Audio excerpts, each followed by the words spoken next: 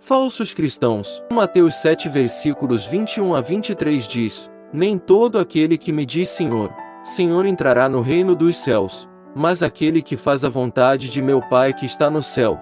Muitos me dirão naquele dia: Senhor, Senhor, não profetizamos nós em teu nome, e em teu nome expulsas demônios? Em teu nome fizemos muitas obras maravilhosas. E então eu lhes direi: Nunca vos conheci, afastai-vos de mim, vós que praticais a iniquidade. Isso primeiro me leva a acreditar que haverá aqueles que tentarão entrar no reino dos seus, mas lhes será negado o acesso. Mateus 7 versículos 21 a 23. Este aviso de Jesus aplica-se a pessoas que dizem Senhor, Senhor, e ainda assim sua vida espiritual não tem nada a ver com o seu dia a dia. Eles vão à igreja, talvez cumpram alguns deveres religiosos diários, ainda peça contra Deus como um homem qualquer. Outros falam como anjos, vivem como demônios que têm a língua lisa enganosa, eles têm o Espírito. Eles querem liderar a si mesmos, não aceitam a liderança do Espírito Santo. Como diz em Isaías 53 versículo 6, cada um de nós seguimos nossos próprios caminhos como ovelhas desgarradas.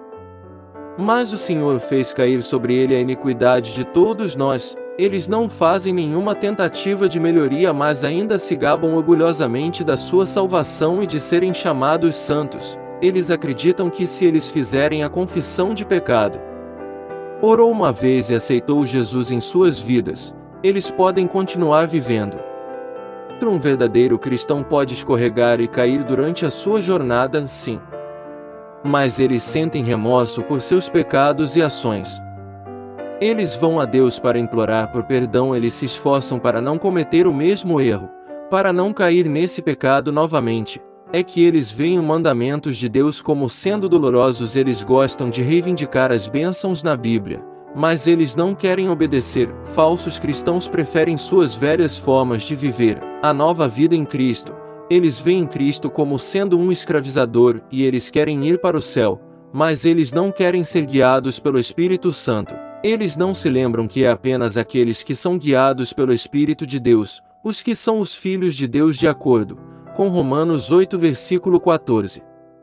Deus vê as intenções do coração, eles querem todos os benefícios prometidos na Bíblia sem obedecer uma única palavra da lei. Eles gostam do som dessas regras, mas não vivê-lo como um estilo de vida. João Batista disse aos fariseus, em Lucas 3 versículo 8, para produzir os frutos de arrependimento se forem verdadeiros filhos de Abraão. Qualquer crente que não pode refletir o personagem de Deus é um falso cristão.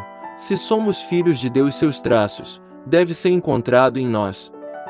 1 João 3 nos adverte: neste dia em que vivemos haverá falsos cristãos, cristãos falsificados. 1 João 3 versículos 4 a 10. Todo aquele que cometeu pecado transgride também a lei, pois o pecado é a transgressão da lei, e vós sabeis que ele se manifestou a tirar nossos pecados, e nele não há pecado. Quem nele permanece não peca. Todo aquele que pecar não o viu nem o conhece. Filhinhos, que nenhum homem vos engane. Quem pratica a justiça é justo assim como ele é justo. Aquele que comete pecado é do diabo, porque o diabo peca desde o princípio. Para este propósito o Filho de Deus manifestou-se para destruir as obras do diabo. Quem é nascido de Deus não comete pecado, porque a sua semente permanece nele, e ele não pode pecar, porque ele é nascido de Deus. Nisto os filhos de Deus se manifestam: quem não pratica a justiça não é de Deus, nem aquele que não ama seu irmão. Esta passagem das Escrituras destaca uma verdade que nenhum de nós pode negar, e isso é: um verdadeiro filho de Deus pratica a justiça. Um filho do diabo não. A mensagem é clara e consistente com o resto das Escrituras. Nos diz que um estilo de vida de hábitos pecado é inconsistente com a vida de permanecendo em Jesus Cristo. Um verdadeiro cristão só pode ser temporariamente um estilo de vida de pecado. A vida cristã é a própria vida de Cristo, é a própria vida de permanecer em Cristo. Nenhum crente genuíno se esforçará para continuar no pecado depois da salvação. Falsos mestres dizem que uma vez que você é salvo você tem a liberdade de viver de qualquer do jeito que você quer, mas isso não pode ser verdade porque Cristo não nos deu liberdade para pecar. Não podemos continuar no pecado e dizer que a graça deve abundar. Romanos 6 versículos 1 a 2. O que diremos, pois? Continuaremos no pecado para que a graça possa abundar? De modo nenhum. Como nós que morremos para o pecado viveremos nele? A graça de Deus não lhe dá uma licença para pecar. A graça de Deus não é, e nunca será uma licença para pecar.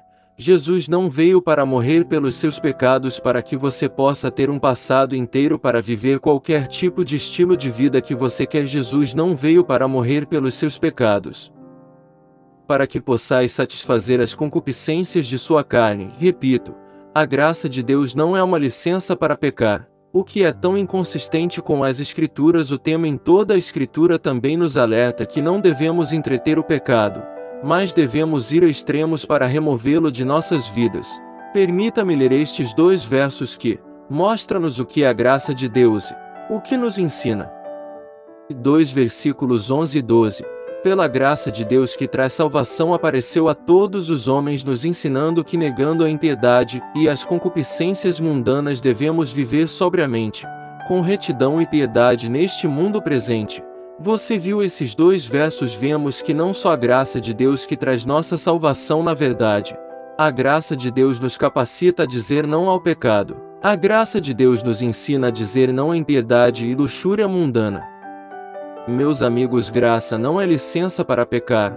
A graça de Deus te capacita, no meio de muitas vozes, de toda a sua injustiça e de toda a sua iniquidade. A graça de Deus capacita você a sair do pecado que está te segurando.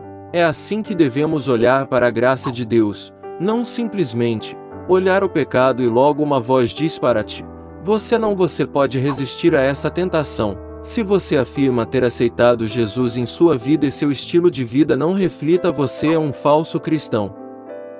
Romanos 6 versículos 5 a 7.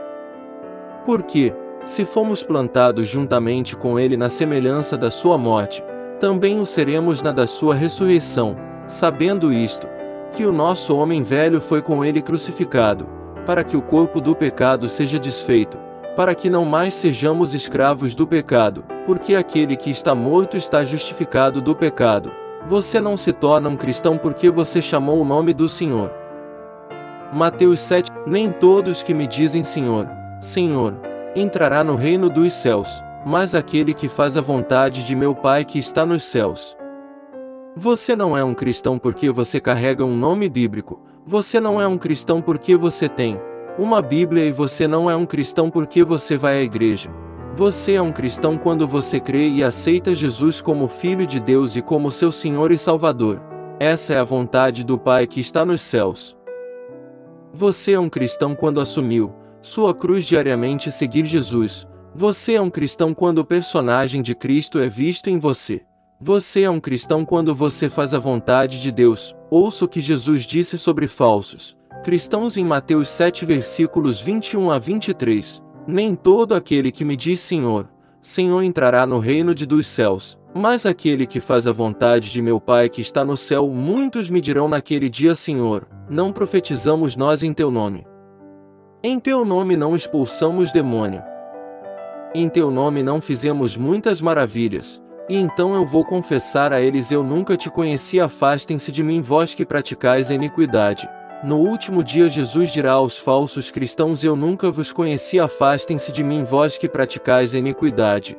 Falsos cristãos são obreiros da iniquidade, eles fazem mais mal ao corpo de Cristo do que o bem. Muitos não querem saber de Jesus, eles nem sequer têm em mente que o único pecado que pode levar uma pessoa ao inferno é não crerem acerca da vinda do Espírito Santo, que ele convenceria o mundo do pecado, da justiça e do juízo. Do pecado porque não creem em mim, e ele não crê no testemunho do próprio Deus, e com isso fazem de Deus mentiroso. Mas a misericórdia e graça de Deus não é uma licença para pecar. É desanimador quando temos vários frequentadores da igreja, mas muito poucos cristãos verdadeiros. Você é um verdadeiro cristão ou um falso crente?